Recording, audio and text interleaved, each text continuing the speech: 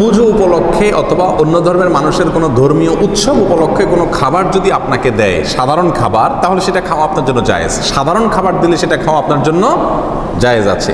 তারা যদি কোনো পশু জবে করে দেয়, যেহেতু মুশরিক হিন্দুরা, তাহলে সেটার গোশত আপনি খেতে পারবেন না। ফলমূল এ জাতীয় কোনো কিছু দিলে সেটা আপনি খেতে পারবেন।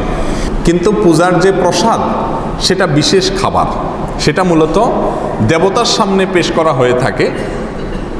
তাদের ধারণা এবং বিশ্বাস হলো যে দেবতা এটা তার উচ্ছিষ্ট রেখেছেন, এটাতে বরকত আছে।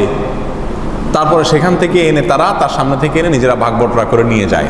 তো এইরকম উদ্দেশ্য যেহেতু সেখানে আছে, এই জন্য পুজোর প্রসাদটা খাওয়া জায়েজ হবে না, কারণ ওটার পিছনে একটা বাজে আকীদা এবং বিশ্বাস আছে। আর এমনিতে সাধারণ খাবার যদি তারা দেয়, তাদের পূজা উপলক্ষে খেতে পারেন।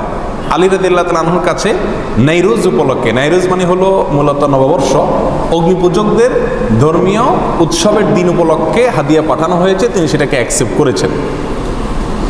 এরপরে যদি কোনো পশুর গোশত টোস্ত দেয়, এগুলো খাবা না, কারণ মুশরিকদের জবাই করা পশুর গোশত খাওয়া যায় না। আর যদি কোনো ফলমূল ইত্যাদি দেয়, গাছের কিছু দেয়, তাহলে সেটা অবশ্যই তুমি খেতে পারবে। তাহলে ধর্মীয় দিবস উপলক্ষে দিলেও সেটা সাধারণ খাবার হলে খাওয়া যাবে, কোনো অসুবিধা নেই।